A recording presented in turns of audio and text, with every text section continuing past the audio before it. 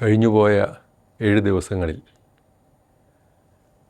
മനുഷ്യ മനസ്സുകളിൽ ഒരു കാലത്തും മായാതെ നിൽക്കുന്ന ചിത്രം മാർച്ച് 1-ാം തീയതി വയനാട്ടിൽ എല്ലാം നഷ്ടപ്പെട്ട ആളുകളിൽ 178 പേർക്ക് വീടുകളുടെ താക്കോൽ നൽകിയ സംഭവമായിരിക്കും.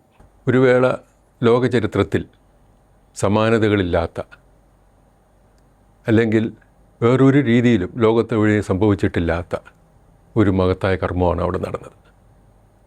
നമുക്കറിയാം, ചൂരൽമല, മുണ്ടക്കൈ, ആ ദുരിതബാധിതർക്ക് അല്ലെങ്കിൽ നിന്ന നിപ്പിൽ വീടും നാടും ചവിട്ട് നിന്ന മണ്ണും സഹോദരങ്ങൾ, മാതാപിതാക്കൾ, അയൽക്കാർ, സ്നേഹിതർ എന്നിവരിൽ ആരൊക്കെ നഷ്ടപ്പെട്ടുവെന്ന് പോലും തിരിച്ചറിയാനാവാതെ ചെളിയിൽ പൂണ്ടുപോയ ഒരു ജനതയുടെ ഉയർത്തെഴുന്നേൽപ്പിൻ്റെ സ്വരമാണ് അവിടെ നമ്മൾ കേട്ടത്. ആ സംഭവം കണ്ടപ്പോൾ ഞാൻ അറിയാതെ ഓർത്തുപോയത് നമ്മൾ പഠിച്ചിരിക്കുന്ന പുരാണങ്ങളിലെ ഒരു സംഭവം. ഗ്രീക്ക് പുരാണങ്ങളിൽ പ്രേമത്തിൻ്റെയും പ്രണയത്തിൻ്റെയും സൗന്ദര്യത്തിൻ്റെയും സമ്പൽ സമൃദ്ധിയുടെയും ഒക്കെ ദേവത അഫ്രോഡൈറ്റ് എന്ന് പറയും. റോമൻ ദേവതകളിൽ അതിന് തുല്യമായി വീനസാണ്. ഈ അഫ്രോഡൈറ്റിൻ്റെ സന്തോഷാശ്രുക്കൾ ഭൂമിയിൽ പതിക്കുമ്പോഴാണ് മുത്തുകൾ ഉണ്ടായതെന്ന് അവർ പറയുന്നു. അങ്ങനെയാണെങ്കിൽ അന്ന് ആ എൽസ്റ്റൺ എസ്റ്റേറ്റിലെ 1-ാം തീയതിയിലെ ചടങ്ങിൽ കെ രാജനെ കെട്ടിപ്പിടിച്ച് കരഞ്ഞ ചിലരുടെ ദൃശ്യം നമ്മുടെ മനസ്സിൽ നിന്നും മായാതെ നിൽക്കുന്നത് അതുകൊണ്ട് തന്നെയാണ്. എത്രയോ പേർ കെ രാജനെ, റവന്യൂ മന്ത്രിയെ കെട്ടിപ്പിടിച്ച് കരയുന്നു. അവരുടെ കണ്ണിൽ നിന്ന് ധാരയായി പ്രവഹിക്കുന്ന അശ്രുപ്രവാഹം നമ്മൾ കണ്ടു. ആ കണ്ണീർ മുത്തുകളൊക്കെയും ഉറപ്പായും മുത്തുകളായി കാണും. ആ മുത്തുകൾ, ലോകത്തെ ഏറ്റവും വില കൂടിയ മുത്ത് എന്ന് പറയുന്നത് ഫിലിപ്പൈൻസിലുള്ള ഒരു ഫിഷർമാൻസ് പേൾ എന്ന് പറയുന്നതെന്നാണ് പറയുന്നത്. അതിൻ്റെ വില $10 കോടി. ഏകദേശം ഒരു 916 കോടി രൂപ വരും. അതിനേക്കാൾ എത്രയോ വിലയുണ്ടാവും ഒരു ആയുസ്സും ഒരു ജീവിതവും ചുറ്റുമുള്ളതുമെല്ലാം നഷ്ടപ്പെട്ട് കഴിഞ്ഞ് തിരികെ ജീവിതത്തിലേക്ക് തിരികെ വരുമ്പോൾ ആ പാവപ്പെട്ട മനുഷ്യർക്കുണ്ടായത്. ആ സന്തോഷാശ്രുക്കൾ മുത്തുകളാണെങ്കിൽ ബഹുമാനായ കെ രാജൻ്റെ ദേഹത്തും വസ്ത്രത്തിലും വീണ ആ മുത്തുകളുടെ വില ആർക്ക് വിലമതിക്കാനാവും? അത് നമുക്കറിയാം. ഒരു ഗവൺമെൻറ്റിൻ്റെ നിശ്ചയദാർഢ്യം, തകർന്നുപോയ ഒരു ജനതയുടെ വിശ്വാസം, അവരുടെ ആഗ്രഹങ്ങൾ എല്ലാം തിരികെ കൊണ്ടുവരാനുള്ളൊരു ശ്രമം. ഈ ശ്രമങ്ങൾ വെറുതെ നടന്നതല്ല. ആ ചൂരൽമലയിലെ അല്ലെങ്കിൽ മുണ്ടക്കയിലെ ഉരുൾപൊട്ടൽ നമുക്ക് സങ്കല്പിക്കാനാവാത്തൊരു ദുരന്തമാണ്. എല്ലാം ഇല്ലാതാവുന്നു. നിന്ന നിപ്പിൽ എവിടെ നിന്നറിയാതെ ഒഴുകി വരുന്ന ശക്തമായ ജലപ്രവാഹം, നിൽക്കുന്ന മണ്ണും കിടന്നുറങ്ങിയ വീടും പഠിച്ച സ്കൂളും നടന്ന വഴിയും എല്ലാം നിമിഷം കൊണ്ട് ഇല്ലാതാവുന്നത് സാക്ഷ്യം വഹിച്ചു എന്ന് പോലും പറയാൻ കഴിയില്ല. കാരണം അതൊന്നും കാണാനുള്ള സമയം പോലും കിട്ടാതെ 300 ആളുകൾ അവിടെ മരിച്ചു. മരിച്ചവരിൽ പലരുടെയും മൃതദേഹങ്ങൾ പോലും നമുക്ക് കിട്ടിയിട്ടില്ല. ചിലപ്പോൾ കൈയുടെ ഒരു കഷ്ണം, അല്ലെങ്കിൽ കാലിൻ്റെ ഒരു കഷ്ണം, ദേഹത്തിൻ്റെ ഏതെങ്കിലും ഒരു ഭാഗം, അതൊക്കെ മറവ് ചെയ്ത് അവരുടെ ഓർമ്മകളിൽ നിറഞ്ഞു നിന്ന ഒരു ജനത. അന്ന് കേരളത്തിലെ ഗവൺമെൻറ് പറഞ്ഞു, LDF ഗവൺമെൻറ് പറഞ്ഞു, നിങ്ങളെ ഞങ്ങൾ നെഞ്ചോട് ചേർത്ത് വെക്കും. ഒത്തിരി ദുരന്തങ്ങൾ ലോകത്തിൻ്റെ പല ഭാഗങ്ങളിലും ഉണ്ടായിട്ടുണ്ട്. ഇതുപോലുള്ള ദുരന്തങ്ങൾ വന്നവരോട് അനുശോചിക്കാൻ ആളുകൾ ഉണ്ടായിട്ടുണ്ടാവും. ചിലപ്പോൾ ചില നഷ്ടപരിഹാരങ്ങൾ കൊടുത്തിട്ടുണ്ടാവും. പക്ഷേ ആ ജനത ജീവിച്ചതുപോലെ അവരുടെ അയൽപക്കത്ത് ആരൊക്കെ ഉണ്ടായിരുന്നു അവരെല്ലാം ഒപ്പമുണ്ടായി, ഒരുമിച്ച് പഴയതുപോലെ. ശരിയാണ്, ഓർമ്മകളിൽ പലതും അവർക്ക് ഉൾക്കൊള്ളാനാവാത്തതുണ്ടാവും. എന്നാലും അതിനെയൊക്കെ മറികടക്കാനാവുന്ന രീതിയിലുള്ള ഒരു സാഹോദര്യത്തിൽ, സഹവർദ്ദത്തിൽ ഒരു ജനതയെ പുനരധിവസിപ്പിച്ചത് കേരളത്തിലെ ഇന്നത്തെ LDF ഗവൺമെൻറ്റാണ്. എത്ര നന്ദി പറഞ്ഞാലും ലോക ജനതയ്ക്ക് ഇത്തരം മറ്റൊരു സംഭവം ഒരു കാലത്തും സാക്ഷ്യം വഹിക്കാൻ കഴിഞ്ഞിട്ടില്ല. ഒരു ജനതയെ അവർ ജീവിച്ച, അവരധിവസിച്ച അതേ അവസ്ഥയിലേക്ക് തിരികെ കൊണ്ടുവരാൻ നിശ്ചയദാർഢ്യം കാണിച്ച ഒരു ഗവൺമെൻറ്റാണ് ഈ ഗവൺമെൻറ്. ആ ദുരന്തമുണ്ടായപ്പോൾ മുഖ്യമന്ത്രിയുടെ ദുരിതാശ്വാസ നിധി വന്നപ്പോൾ അതിലേക്ക് സഹായിക്കരുതെന്ന് പറഞ്ഞവരുണ്ട്. ഞാൻ ആരെയും കുറ്റപ്പെടുത്താൻ ആഗ്രഹിക്കുകയല്ല. ദുരിതാശ്വാസ നിധിയിലേക്ക് സഹായം കൊടുക്കരുത്, ഒരു ദിവസത്തെ ശമ്പളം കൊടുക്കണമെന്ന് പറഞ്ഞപ്പോൾ അത് ചെയ്യരുത്, വിദേശ രാജ്യങ്ങളിൽ നിന്ന് സഹായം വാങ്ങരുതെന്ന് പറഞ്ഞ കേന്ദ്ര ഗവൺമെൻറ്റും ഇവിടെ നിന്ന് ആരും മുഖ്യമന്ത്രിയുടെ ദുരിതാശ്വാസ നിധിയിലേക്ക് കൊടുക്കരുതെന്ന് പറഞ്ഞ UDF-ഉം ഒക്കെ അതിൽ നമ്മൾ കണ്ടിട്ടുണ്ട്. അതെല്ലാം ചെറിയ ചെറിയ രാഷ്ട്രീയ സമീപനങ്ങളാണ്. പക്ഷേ അതിനെയെല്ലാം മറികടന്ന് ഒരു ഗവൺമെൻറ്റിന് നിശ്ചയദാർഢ്യം ഒരു ജനതയുടെ വിശ്വാസങ്ങളെ സാധ്യതപ്രായമാക്കിയതിൻ്റെ സംഭവമാണ് നമ്മൾ അവിടെ കണ്ടത്. അത് നമ്മൾ മാർച്ച് 1-ാം തീയതി കണ്ടു.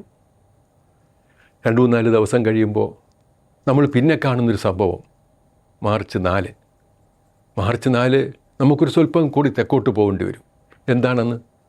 മാർച്ച് 4 ശ്രീലങ്കൻ തീരത്ത് നിന്ന് 40 നോട്ടിക്കൽ മൈൽ അകലെ IRIS ദേന എന്ന് പറയുന്ന ഇറാനിയൻ കപ്പൽ അവിടെ തകരുന്നു. എങ്ങനെയാണ് തകരുന്നത്? അമേരിക്കൻ അന്തർവാഹിനിയിൽ നിന്നുള്ള ടോർപിഡോ ഏറ്റാണ് തകരുന്നത്.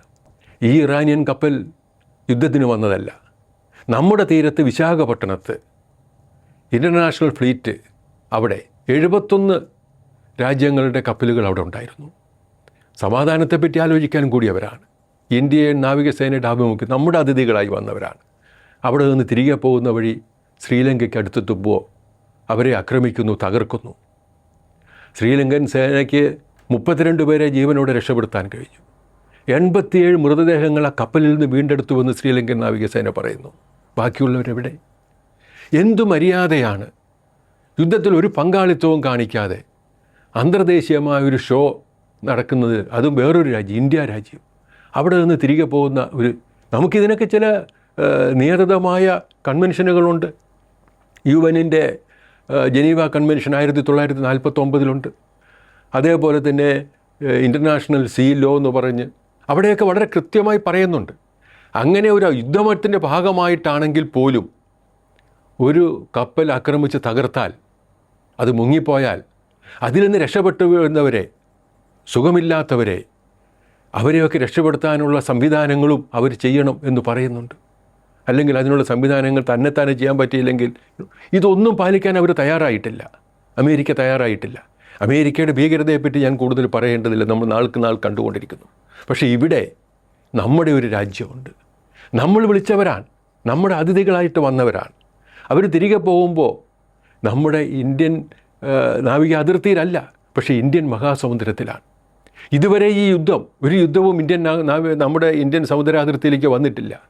പക്ഷേ ഈ യുദ്ധം ഇന്ത്യൻ സമുദ്രത്തിലേക്ക് കൊണ്ടുവരാൻ അമേരിക്ക ശ്രമിക്കുന്നു. അമേരിക്കയോട് നല്ല സൗഹൃദമുള്ള പ്രധാനമന്ത്രി നമുക്കുണ്ട്.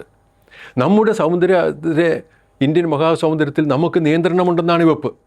അവിടെ വെച്ചിട്ട് ഒരു വിദേശ കപ്പൽ നമ്മുടെ ആതിഥ്യം സ്വീകരിച്ചതിന് ശേഷം തിരികെ പോകുന്ന ഒരു കപ്പലിനെ ഒരു പ്രകോപനവുമില്ലാതെ നശിപ്പിച്ച് കളയാൻ ഇങ്ങനൊരു സംഭവം ഉണ്ടായിട്ടുള്ള 1982 ഒരു അന്തർവാഹിനി മറ്റൊരു രാജ്യത്തിന്, ഒരു അർജൻറ്റീനിയൻ ഷിപ്പിനെയാണ് അന്ന് 82 2-ാം ലോകമഹായുദ്ധത്തിന് ശേഷം ഇത് മാത്രമാണ് സംഭവിച്ചിരിക്കുന്നത്. പക്ഷേ അത്തരം ഒരു സംഭവം നമ്മുടെ ഈ സമീപത്ത് നമുക്ക് തൊട്ടടുത്ത് നടന്നിട്ട് നമ്മുടെ അടുത്ത് നിന്ന് പോയൊരു കപ്പലിന് ഇങ്ങനെ സംഭവിച്ചിട്ട്, നമ്മുടെ ആധിപത്യമുള്ള ഇന്ത്യൻ മഹാസമുദ്രത്തിൽ സംഭവിച്ചിട്ട് ഇന്ത്യ ഒരു വാക്കുപോലും പറയുന്നില്ല എന്ന് പറയുമ്പോൾ നമ്മുടെ രാജ്യം എവിടെ നിൽക്കുന്നു എന്നുള്ളത് ആലോചിക്കട്ടെ. വീണ്ടും ഒരു സ്വതന്ത്ര രാജ്യം എന്നുള്ള ആ ഒരു വാക്ക് ഇന്ത്യ രാജ്യത്തിന് ഇപ്പോൾ കൈമോശം വന്നുപോയോ എന്ന് സാധാരണക്കാരൻ ചിന്തിക്കുന്ന രീതിയിലേക്ക് കടന്നുപോയിക്കൊണ്ടിരിക്കുക. ഇത്രയും ഗൗരവമുള്ള കാര്യങ്ങൾ പറയുമ്പോഴും മറ്റു ചില കാര്യങ്ങൾ ഈ സമയത്ത് പറയാതെ പോകുന്നത് ശരിയല്ല എന്ന് എനിക്ക് തോന്നുന്നു. അത് നമ്മുടെ സഞ്ജു സാംസനെ പറ്റിയിട്ടാണ്. മാർച്ച് 1-ാം തീയതി ഈഡൻ ഗാർഡൻസിൽ, കൽക്കട്ടയിലെ ഈഡൻ ഗാർഡൻസിൽ, ബോംബെയുടെ വാങ്കഡെ സ്റ്റേഡിയത്തിൽ അവിടെ സഞ്ജുവിൻ്റെ ഒരു ഷോ നടന്നു.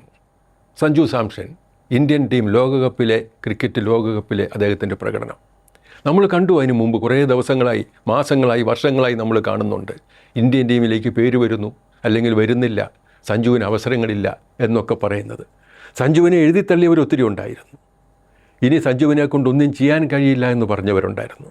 പ്രത്യേകിച്ചും ജോഫ്ര ആർച്ചറുടെയും ഓവർട്ടൻ്റെയും ബോളുകൾക്ക് മുന്നിൽ ചാരമായി സഞ്ജു മാറും എന്ന് പല ക്രിക്കറ്റ് വിദഗ്ധരും പറഞ്ഞിരുന്നു. ഒരു കാര്യം നമുക്കറിയാം, പ്രതിഭ അത് എത്ര കാലം മൂടിക്കിടന്നാലും കാലം മാറ്റൊരിച്ചു നോക്കുന്ന ഒരു നാൾ വരുമ്പോൾ ആ പ്രതിഭ താരശോഭയോടെ ഉദയസൂര്യനെ പോലെ ഉദിച്ചുയർന്നു വരും.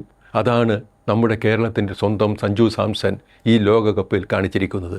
കൂടുതൽ വിജയങ്ങളിലേക്ക് സഞ്ജു സാംസണോടൊപ്പം ഇന്ത്യൻ ടീം പോവട്ടെ എന്ന് ആശംസിച്ചുകൊണ്ട് നിർത്തട്ടെ.